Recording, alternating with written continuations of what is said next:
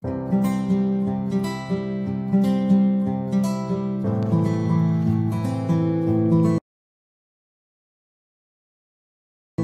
correction du concours de l'ENSA pour l'année 2015. Donc l'exercice numéro 1, un service de médecine nucléaire reçoit un échantillon d'un composé radioactif pur 12 jours après l'expédition. L'activité de l'échantillon au moment de la réception est de 16 10 à la puissance 9 becquerel. L'activité de l'échantillon durant 8 jours après réception ne veut que 1 10 à la puissance 9 becquerel. Donc cochez la bonne réponse.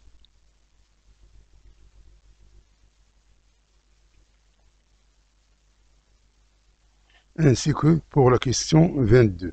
Cochez la bonne réponse.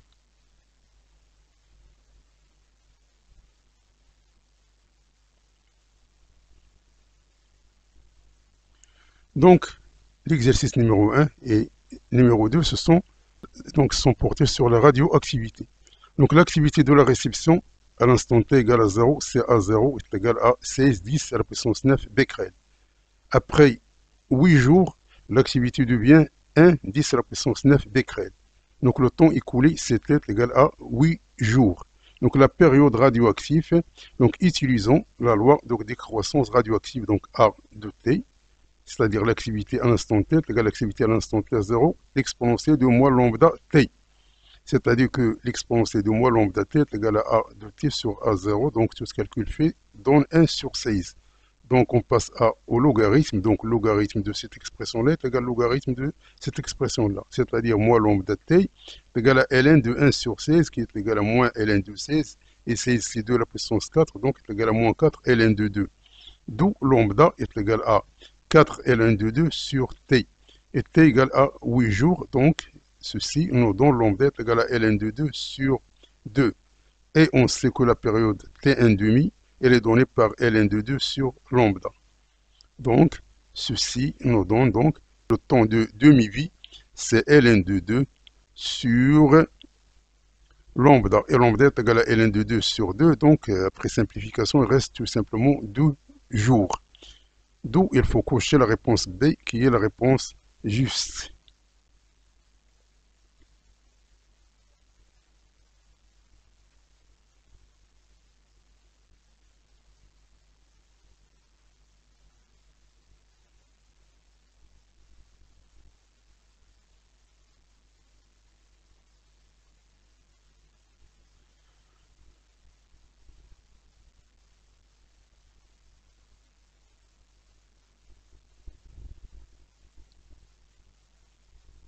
La question 22, l'activité au moment de l'expédition. Donc le délai entre l'expédition et la réception est de T' qui est égal à 2 jours. Donc utilisons la même formule avec T1 demi est égal à 2 jours, qu'on vient de trouver ici. Donc on a une autre activité, c'est-à-dire le moment de l'expédition, donc A', qui est égal à A0, E, lambda T'. Donc c'est-à-dire que ceci nous donne A0, l'exponentielle, donc lambda, on la remplace par ln de 2 sur T1 demi, T'. Donc A0, elle est égale à 16. 10 à la puissance 9, l'exponentielle de ln de 2 fois T' et T1 demi est égal à 2. Donc ceci nous donne 16, 10 à la puissance 9, ln de 2 qui multiplie 2 sur 2. C'est-à-dire est égal à 16, 10 à la puissance 9, E de ln de 2. Et E de ln de 2, c'est 2. D'où ceci nous donne 2 fois 16 qui multiplie 10 à la puissance 9, c'est-à-dire 32, 10 à la puissance 9 becquerel, ou bien 32 gigabecquerel. Donc l'activité de l'échantillon est de l'ordre de 32 gigabecquerel.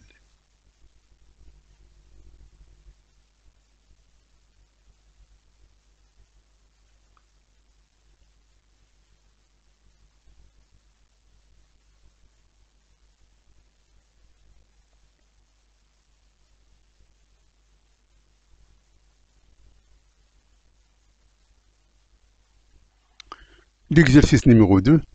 Donc la question 23, l'heure de la catastrophe de Tchernobyl de césium-137 a été libérée dans l'atmosphère. Sachant que le césium-137 est un radioactif β-. L'énergie libérée par la désintégration d'un noyau de césium-137 est plus proche de la valeur. Donc cochez la bonne réponse. Donc ça, ce sont les données.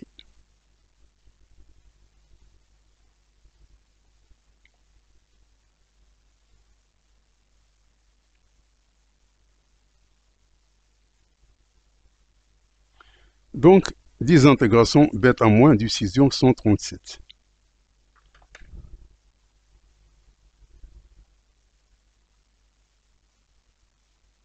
Donc, l'énergie libérée.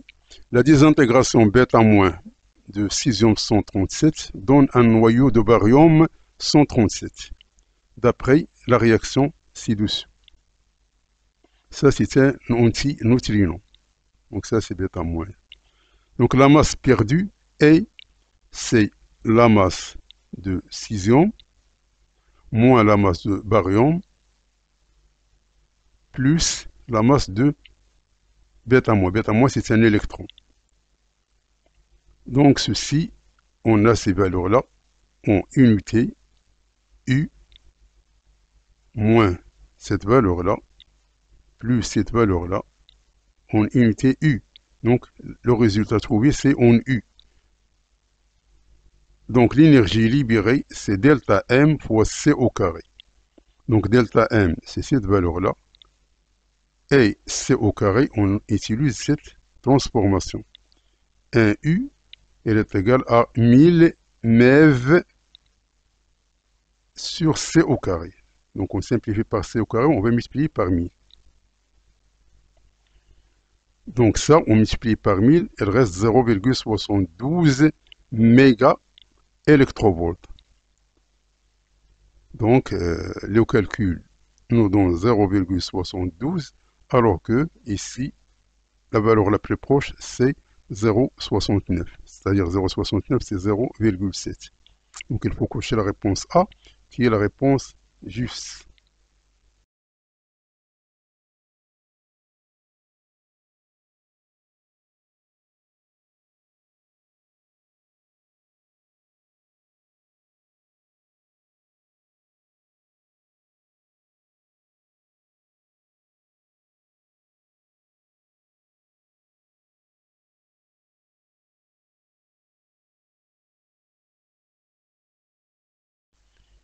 L'exercice numéro 3.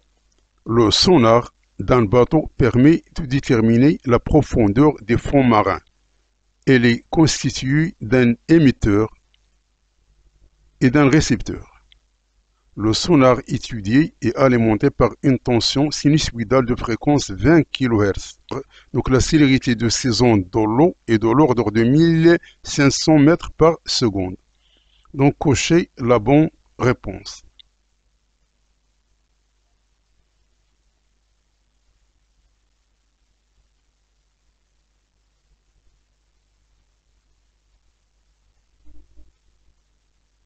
Donc, on a ce qu'on appelle les ondes sonores. Donc, on a la longueur d'onde et la période. Donc, ça, ce sont les valeurs à chercher.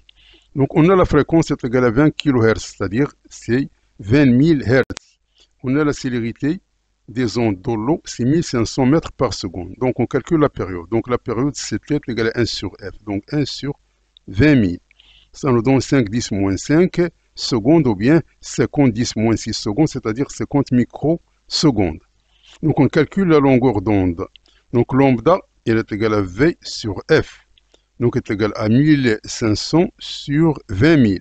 Donc, ceci est de l'ordre de 0,075 mètres. Donc, cette valeur, elle est comprise entre 0,74 et 0,076. Donc, il faut cocher la réponse C, qui est la réponse juste.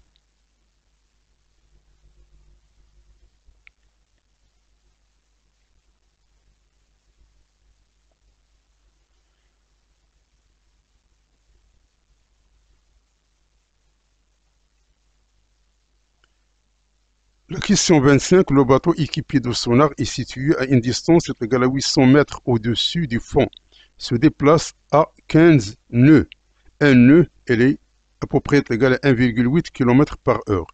Le récepteur lié au bateau reçoit les vibrations émises par l'émetteur. On considère que le trajet émetteur-fond-récepteur suivi par les vibrations émises par l'émetteur s'est fixé en ligne droite. Donc la distance parcourue par le bateau pendant la durée qui s'est écoulée entre l'émission et la réception des vibrations est.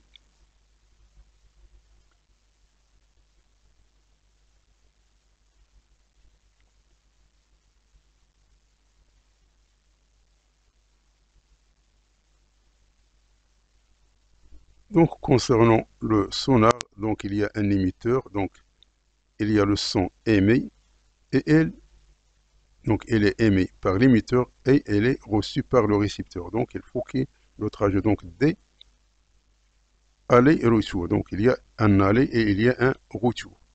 Donc la profondeur il est D est égal à 800. Et la vitesse de son est de l'ordre de 1500 mètres par seconde. Donc la vitesse du bateau est égale à 15 qui multiplie 1,8 est égal à 27 km par heure est égal à 7,5 mètres par seconde. Donc ça parce que ce sont des nœuds. Donc on a 15 nœuds et chaque nœud elle est à peu près égal à 1,8 km par heure. Donc ça c'est la vitesse du bateau. Ça c'est 7,5. Donc le temps aller-retour, donc pour faire aller-retour, donc T est égal à 2D. Puisque ça c'est un D, ça c'est un D. Donc 2D sur VS. Donc c'est 2 qui multiplie 800, c'est 1600 sur 1500, ça nous donne 1,067 secondes. Donc la distance, donc ça c'est le temps écoulé. Donc la distance parcourue par le bateau, c'est X est égal à VB fois le temps. C'est-à-dire est égal à 1,067 qui multiplie 7,5. Ça nous donne à peu près 8 mètres. Donc il faut cocher la réponse D qui est la réponse juste.